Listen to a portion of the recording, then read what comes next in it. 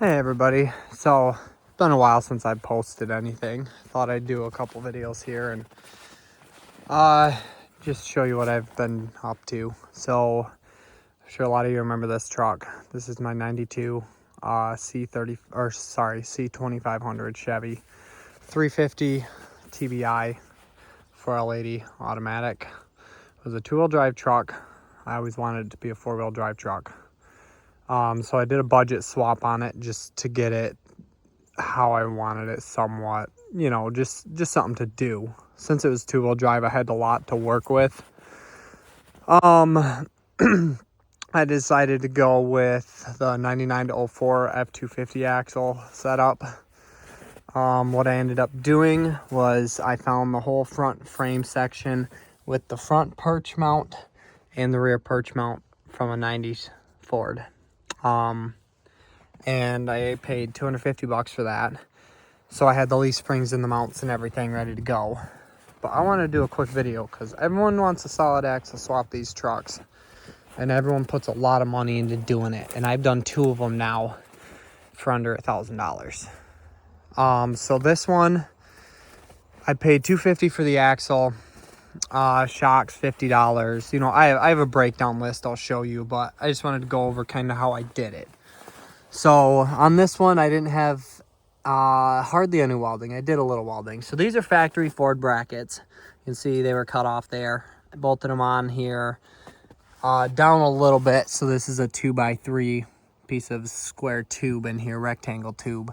And then I have a 12-inch piece of C-channel, real thick C-channel, 3 bolts going to the main frame in there. Factory Ford leaf springs, factory Ford steering, everything's factory Ford. Even the steering gearbox is factory Ford on this truck. With the back side, he had some sort of mount made to run this axle on the earlier 90s Fords.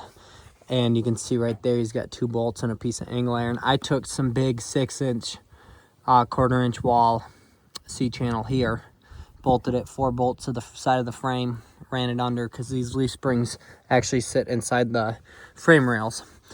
I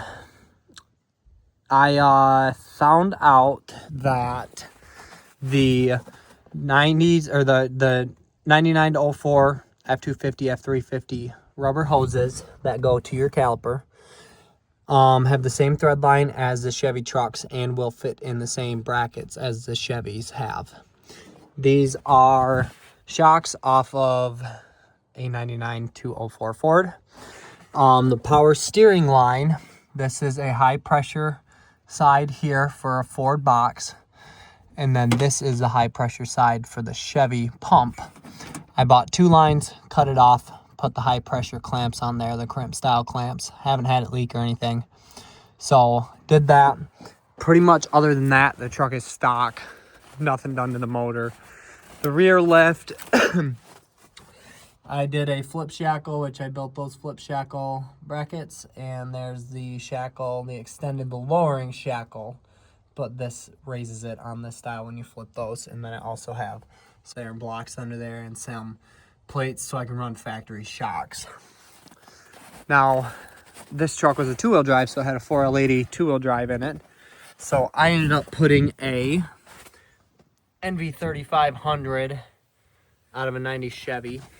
And when you swap these 2-wheel drive trucks over, you have to build a custom cross member. This is just a piece of 1/4-inch by 6-inch plate with angle iron for support, MP 241C transfer case, and a drive shaft out of an extended cab long bed 4-wheel drive truck.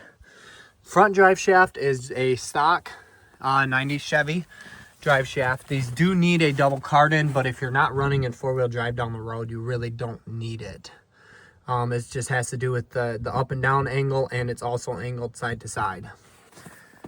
Other than that, pretty much everything is self-explanatory, I guess. Yeah, the U-joints are the same size for that also. So your stock Chevy drive shaft will bolt directly into the Ford axle. Under the hood, like I said, there's nothing really fancy done to it. If I can lift it with the snow on it. Anyways, Ford gearbox down there. Chevy spline is the same as the Ford. And then, like I said, just had to convert the line over. But yeah, 350 TBI. I did get the AC working this summer, which will be nice when it's warm out again. But right now it's about 17 degrees out. So we got the bull horns, of course. But that is pretty much that on the swap on this truck. Just wanted to do a quick video on it so that you guys had an idea of everything. I will go through the breakdown on the pricing of everything so that way you guys have a better idea of how much it actually cost total with the trans and everything. Okay, so 92 C2500. I got lucky and I found the axle with the whole front of the frame, with the steering, the leaf springs, everything for 250 bucks. Shocks were about 50 bucks. Miscellaneous hardware, 50 bucks. Brake hoses are about 25 bucks a piece. Steering hose was about 25 bucks a piece, but I had to buy one Chevy and one Ford. So, steel I had laying around, so I didn't pay for it. It's about $150 worth of steel. And then the rear lift with the blocks and the steel and then the flip shackles, I would say is around $150. That is just for the axle. Just to get this axle in this truck was around $750. And you know, that's plus or minus, because sometimes you're going to have more bolts. Sometimes, you know, like I have a lot of stuff laying around that I can use that I save for projects like these, where a lot of people don't have the resources and they just have a garage with some tools and they want to do a solid axle swap. So, and like I said, this one, you know, isn't perfect. It was a budget build in a little tiny shop. I could barely get the truck out of it when I got it done, you know, so it's nothing perfect, but it works.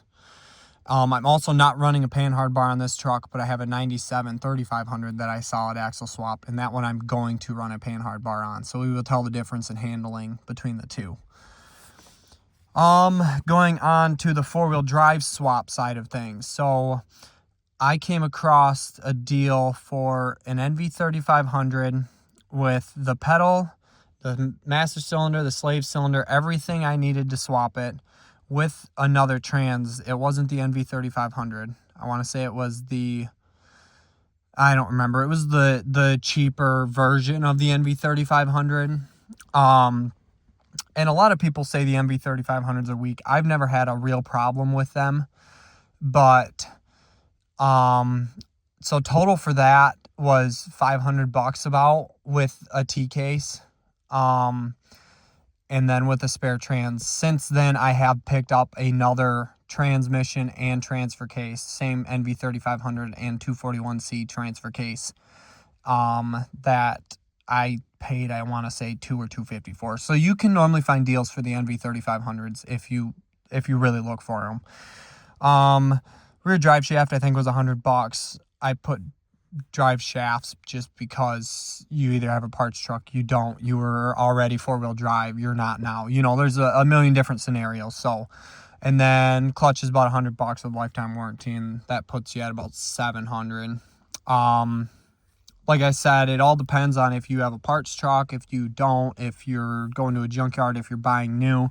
One thing I will say is these four-wheel drive shifters, at least here in Michigan, you can hardly ever find them without rust, because they're always rusted at the bottom here underneath the cover. And as you can see, that screw is rusted already, and I don't even drive this truck in the winter. This one I found at a junkyard for like, I don't know, $5-10 bucks, and the same thing with my other truck. And then on these trucks, there is underneath, I'll have to get one of these trucks on the lift so I can really do an in-depth video of everything. But there's like kind of a dent around where you need to cut on these, and same with these. So you can cut them from underneath, and it actually works out really good without cutting all the carpet out. So yeah, I just wanted to do a quick video on this truck and kind of show you everything about what it costs to do a budget swap. I think I paid 600 bucks or something for the truck. It was my great grandpa's, and like I said, I always want to do a four-wheel drive swap on it, and I finally did it, and I wish I would have did a video on it, and same thing with my 1-ton. But yeah, so that's pretty much it for this one. I will do another video here soon on my 1-ton truck. But as of now, this is an update on this truck. So thanks for watching. Don't forget to like, share, comment, and subscribe.